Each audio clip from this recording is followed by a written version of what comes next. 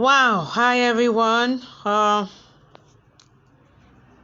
It's been a long time since I did a live on this page, and since I got this emotional about this work, my goodness, I am currently in some place here in Bonamusadi where I came to, participate quietly at a meeting of the Global Mental Health Network. Uh, I just left one of the schools where we are doing this sensitization. Um, I'm volunteering with the Network for Solidarity, Hope and Empowerment. And this is the 4th edition of the It Starts For Me Ending Sexual Violence in My Community campaign.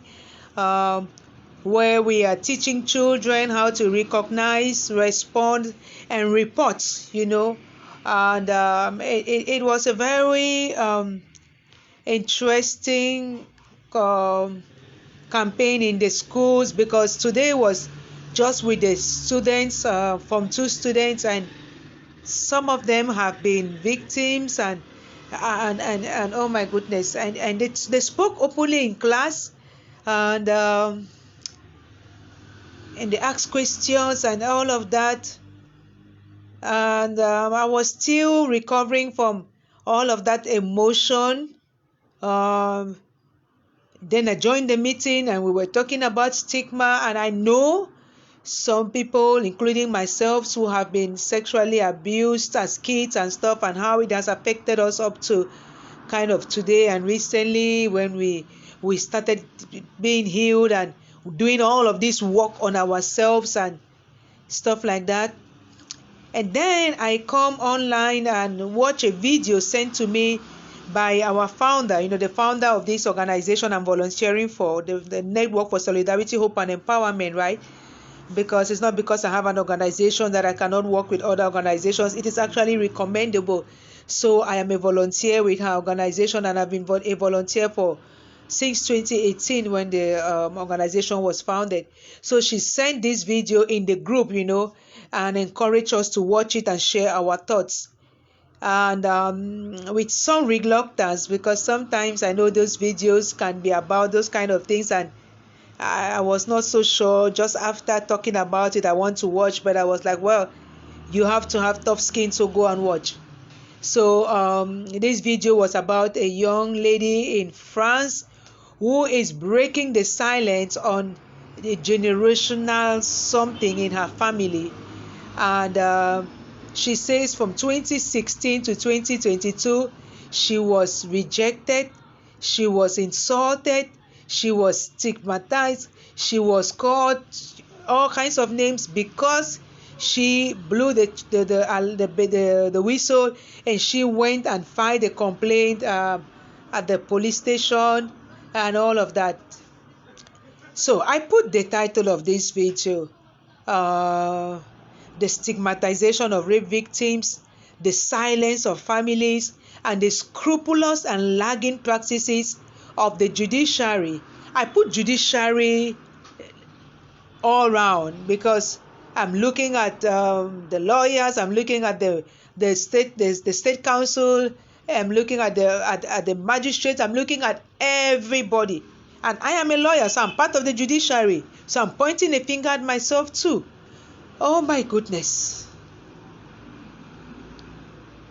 This young lady, she had been sexually abused and raped by her uncle, her mother's brother, for a year or maybe more, I don't know.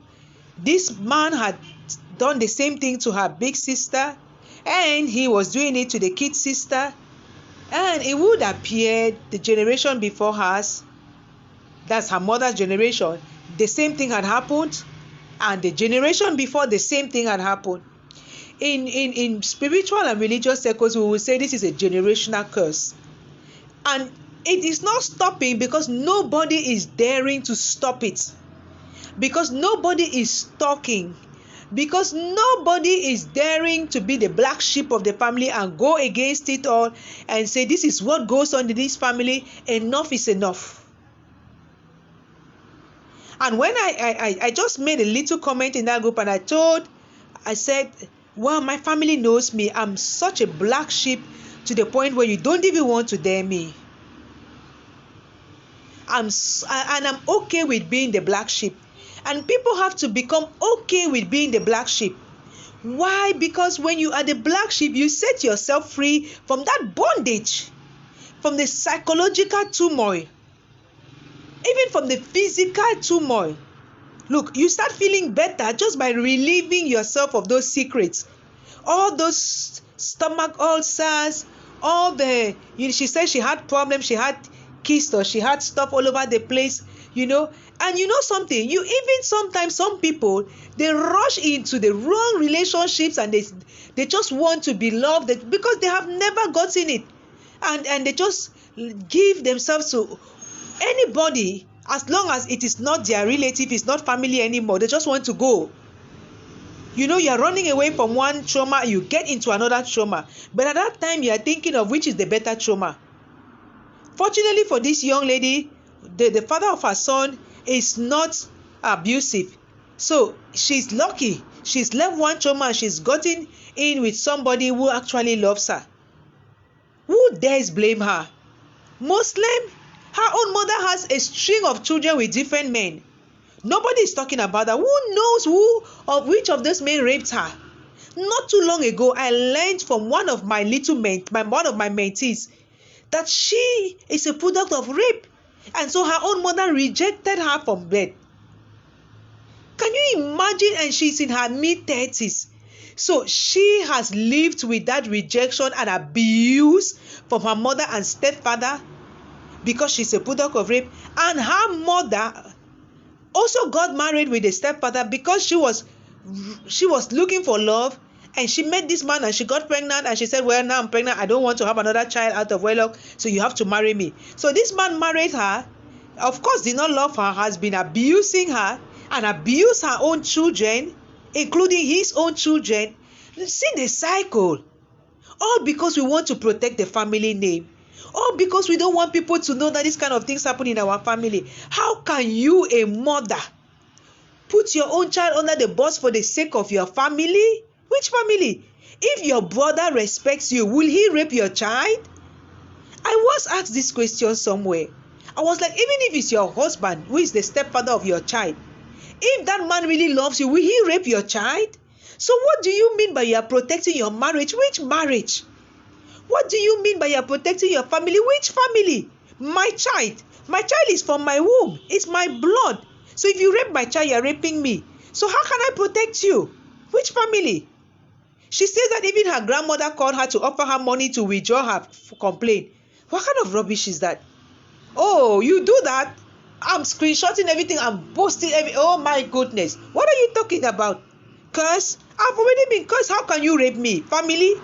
And you rape me? Then the whole family is going in flames. Sometimes I don't even want to be talking about these things anymore because I just want to be acting. Look, there's some cases I deal with. I don't even talk about them. I don't even want people to know that I'm dealing with those cases. I'm just on the ground doing all the havoc. Because for me, it is inadmissible. It is wicked. It is evil. Those children today, they were informed too. I don't even want to start crying. Father, help me. One of them asked me, please, madam, why do people do this kind of thing?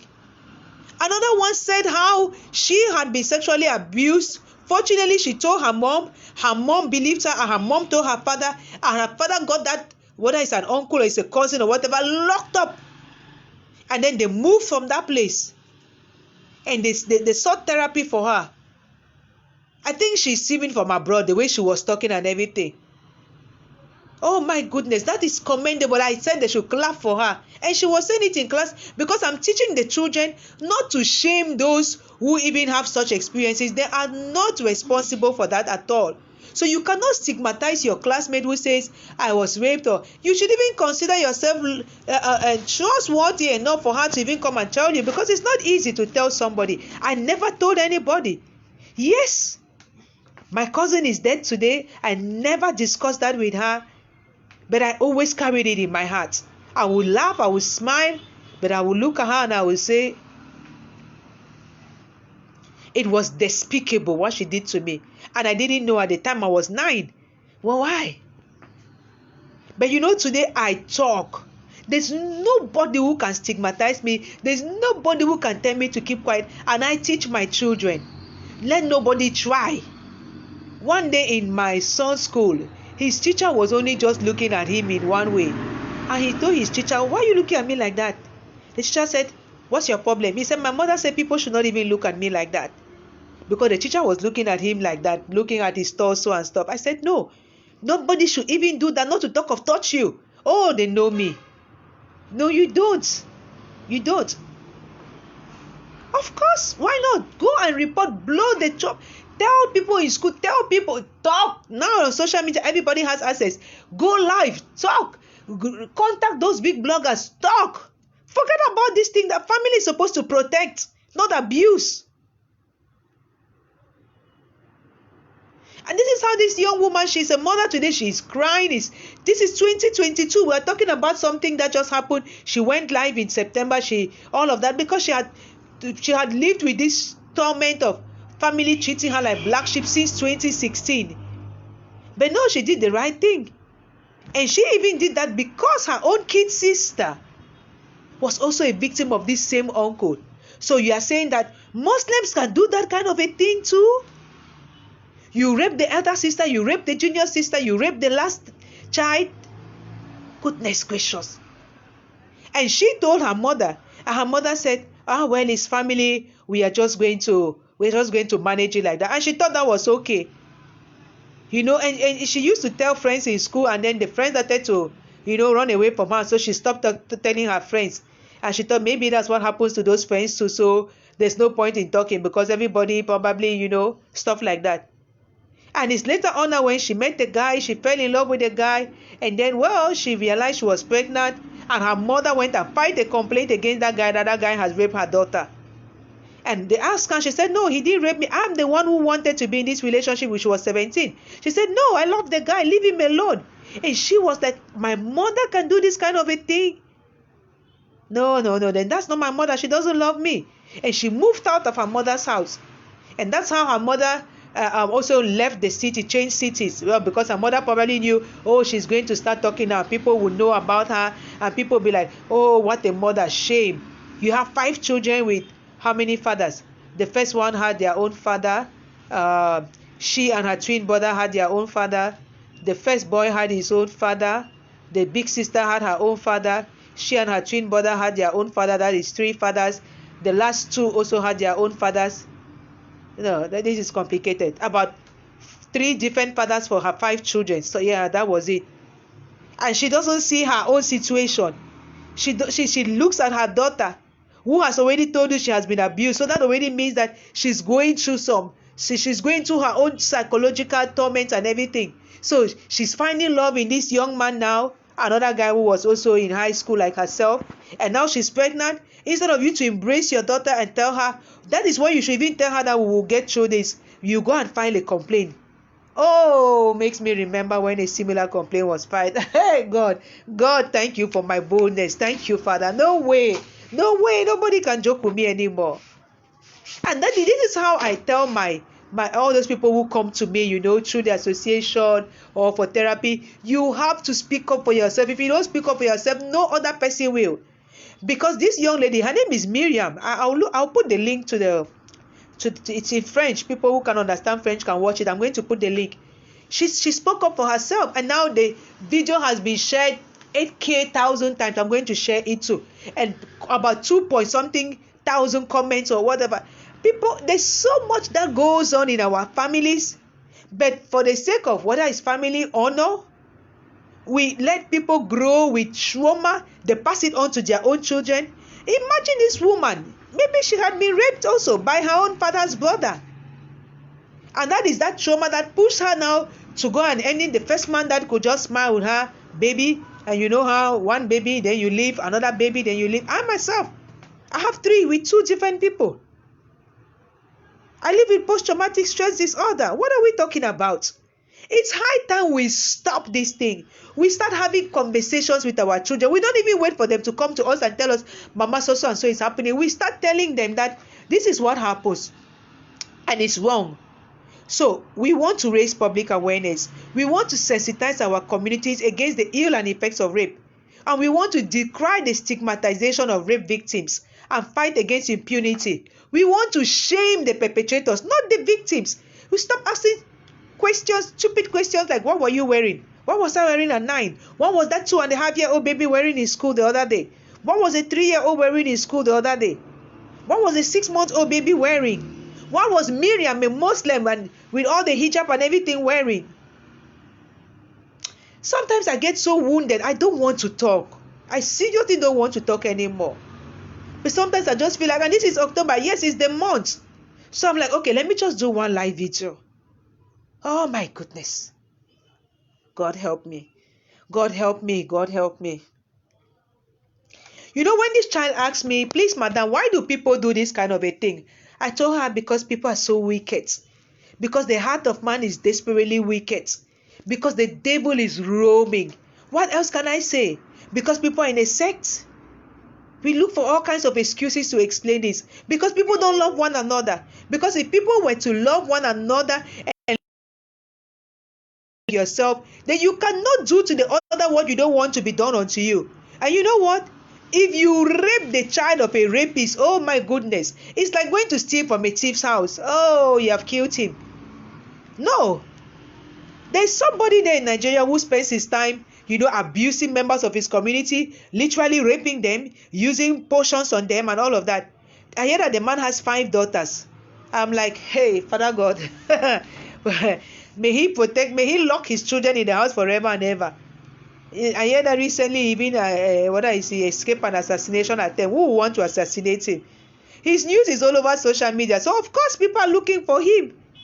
I heard that he came in Cameroon. He was highly guarded. Like, what is he guarding? Why didn't you go to Limbe? Why didn't you go around?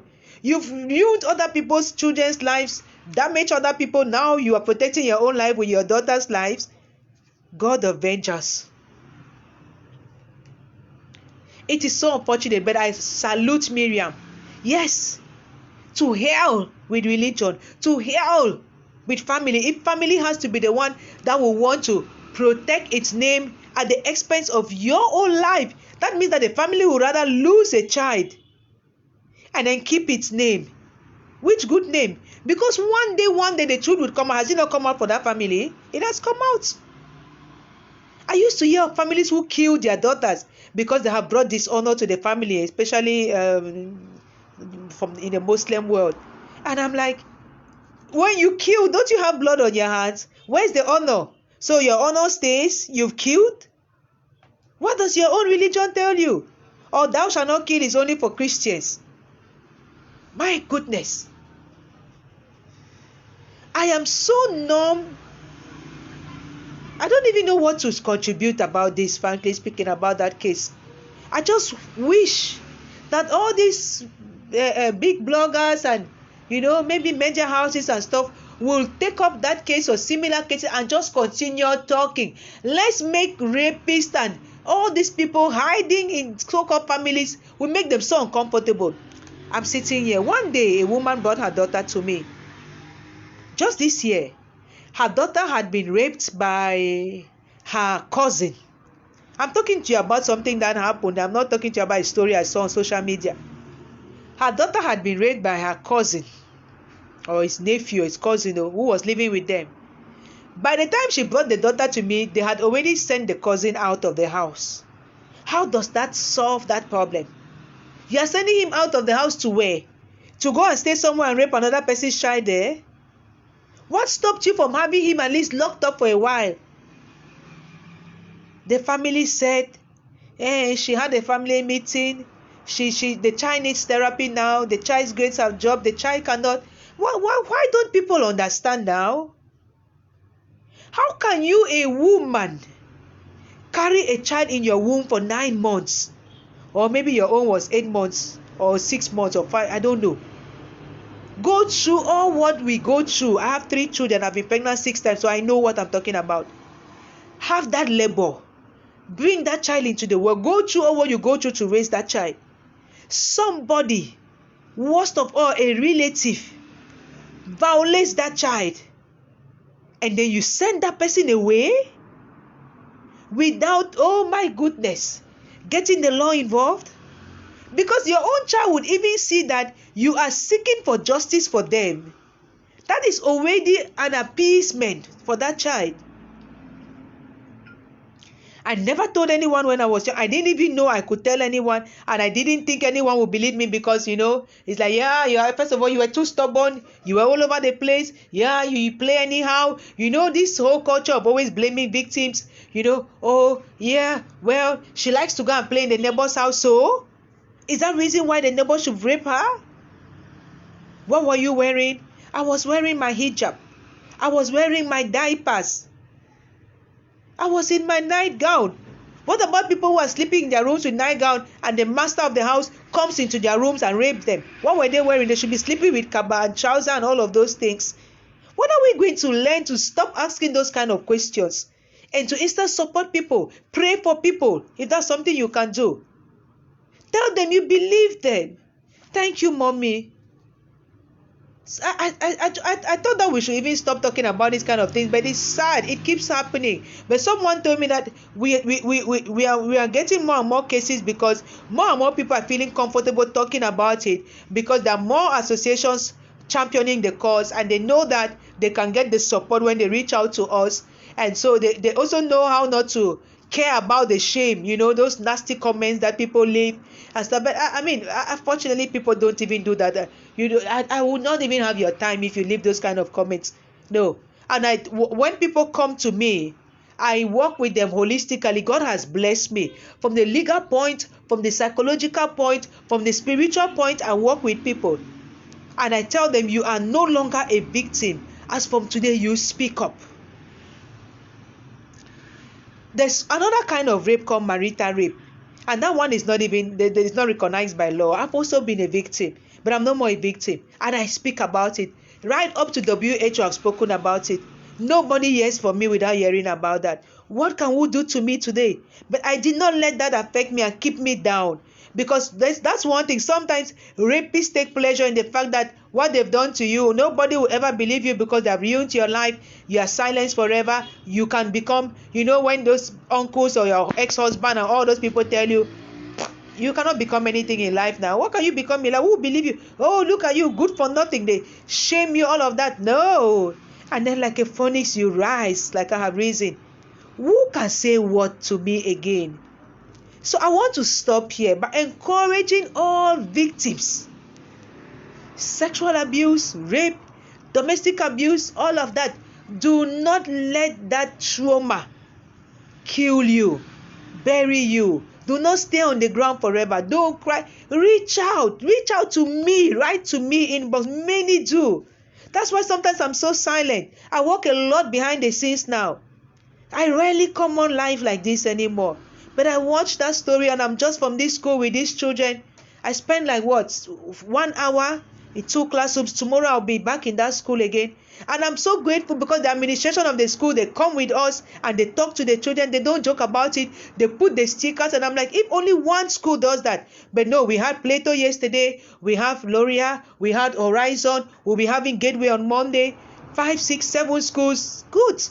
One day, schools will be the ones inviting us. Will not be the ones applying to go to schools. Major houses will be the ones inviting us. Churches, all of that.